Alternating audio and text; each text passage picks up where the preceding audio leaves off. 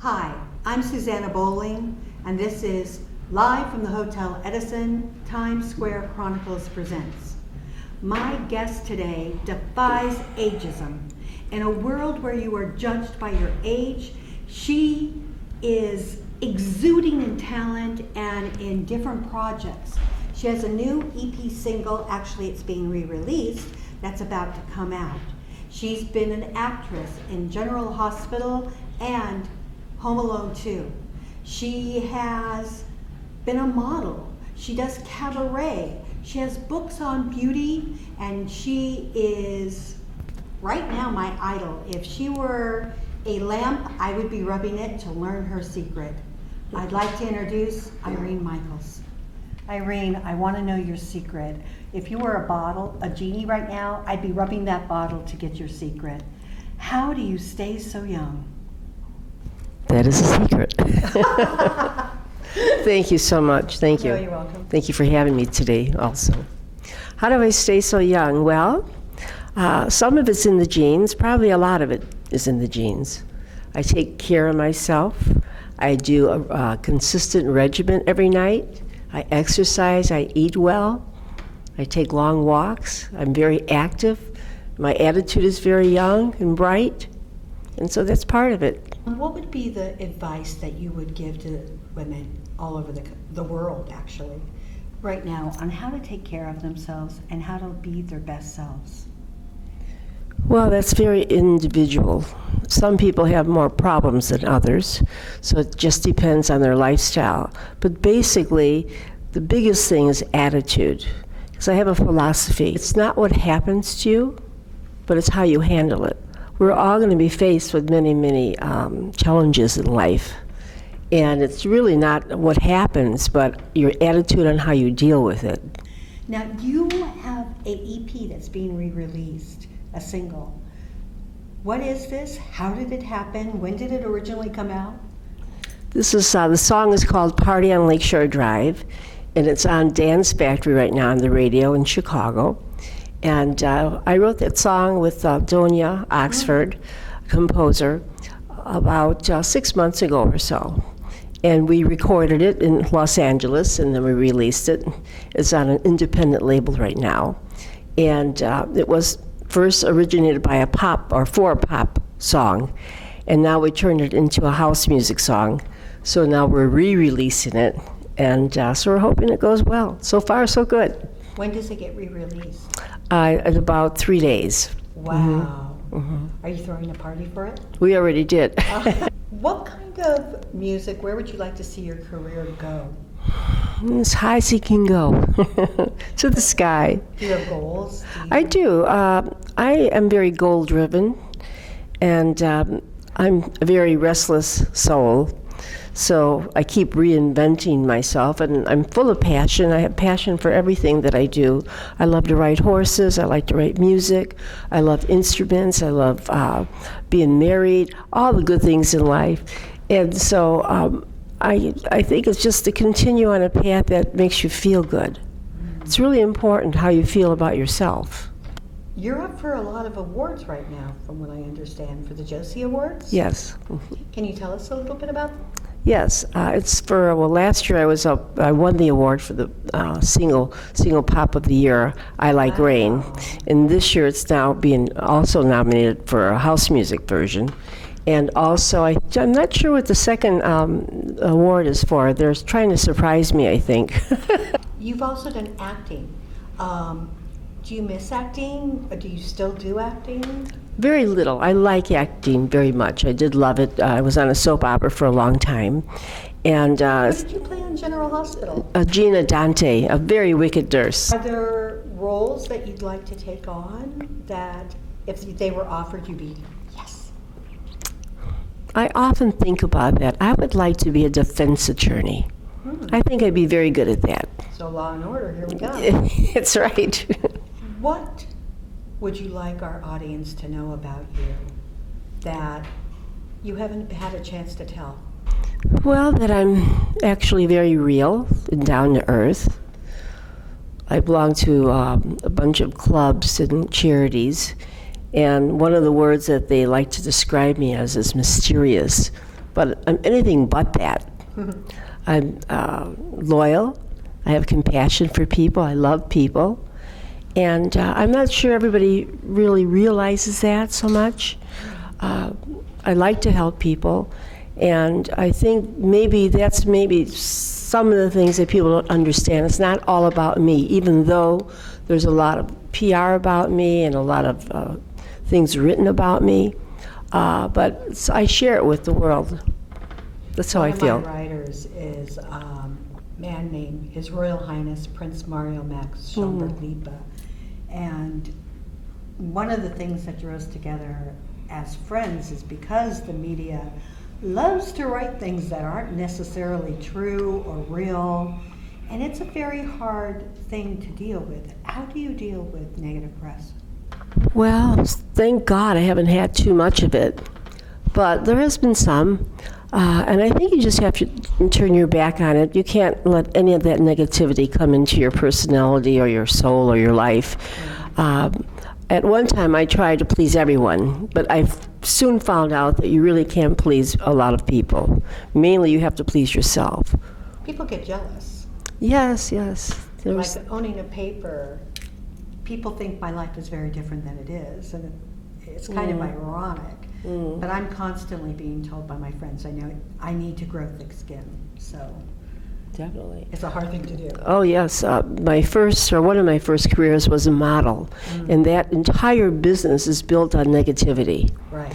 So it's rejection. It's always rejection. 20 rejections and maybe just one real job. That was like musical theater. Yeah. But I actually learned that if I wanted the show, I wasn't getting it. If I could care less, I was so getting the show. And so I tried to teach myself how to learn less. They say that eyes are the windows of the soul, but I think that songs are. If you had to choose a song or a series of songs to describe who you are, what would that be? In how many words? As many as you'd like. I'd say feeling free. In writing music, where do you go? What is your process? How does it come into your brain? Well, there are two ways to write music. Sometimes I hum the melody, and then the words come later, the lyrics, or sometimes I try to write words that all rhyme with each other, and then I derive an actual situation from them. And I think a lot of the words in music today, and many music writers, songwriters, is true life, what happens to them. And it's easy to write that because there's a whole bunch of things that happen to us on a daily basis. So it's a combination. It's a combination. I always said songwriting is like therapy. Some people go to therapy, others write songs. You also do a lot of philanthropy. Can you talk about the charities that you work on and why you chose them and why they're so near and dear to your heart? Well, one of them is the Hippocratic Cancer Society. And I've had many friends pass away from cancer, and even in my own family. So it's something that's very close to me. The other charity I belong to is Pets Are Worth Saving, which is PAWS. And everybody loves their animals. So that's very important to me. And then the Joffrey Women's Board, which is all about dance, ballet, which I was a dancer, so it's also close to my heart. So those are the three main ones. What haven't you taken on that you'd like to take on? I'd have to really think about that. Give me 2 minutes. Okay, I'll ask another question. Who inspired you in your life to do what you wanted to do?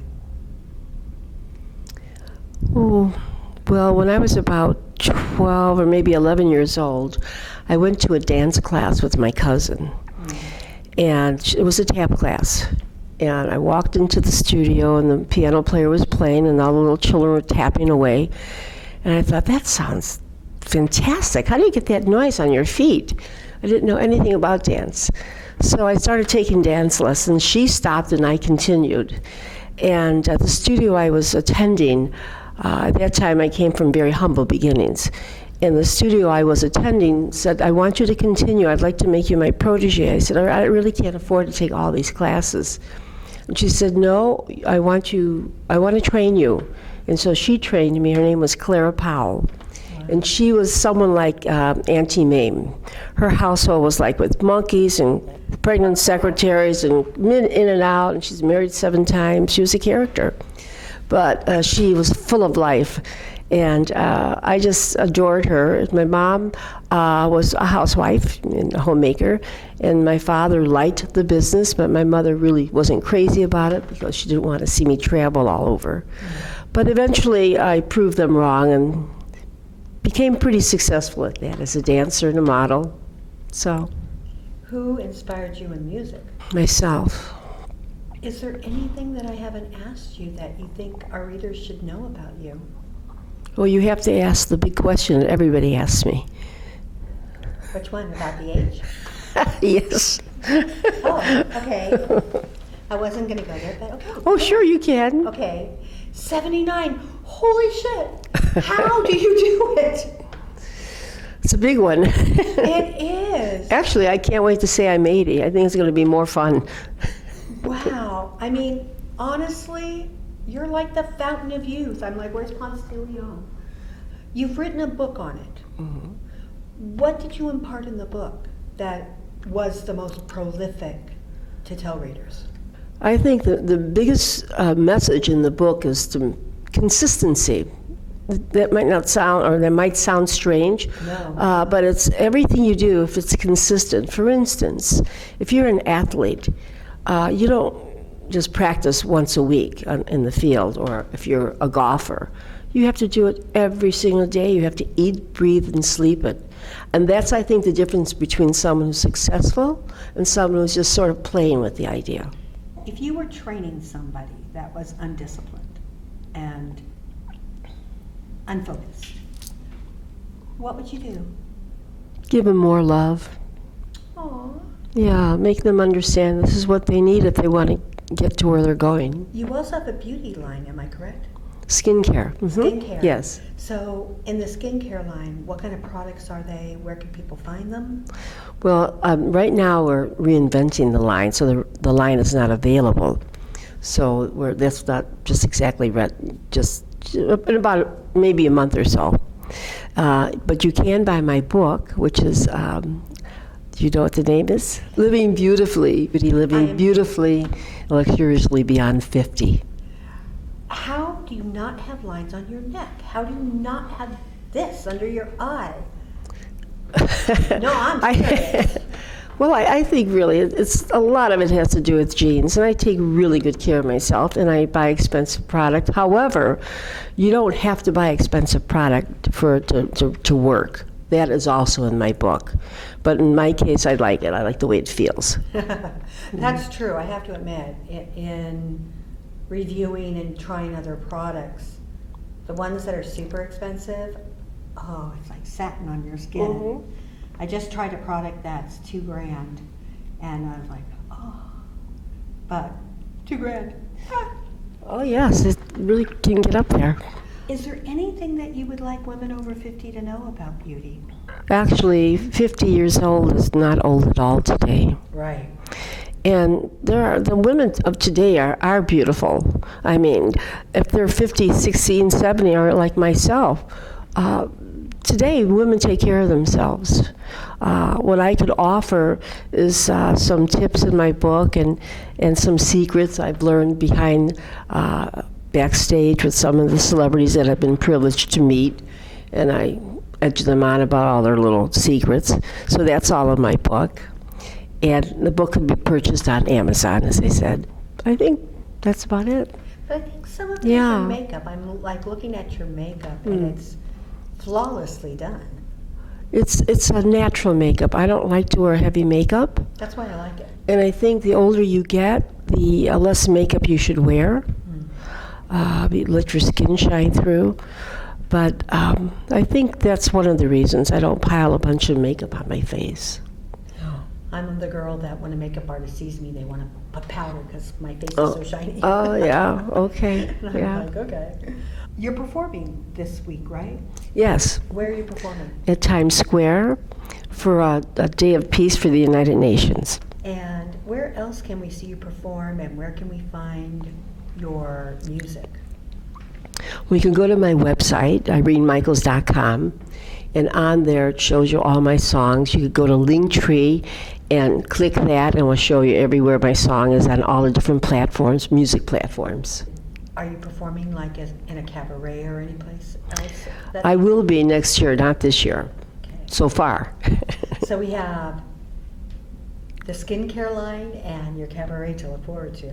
Yes, and the release of my songs. That's 3 days from now. Yeah, As a matter of fact, oh, you'll be able to see it almost ASAP because it will be up by then.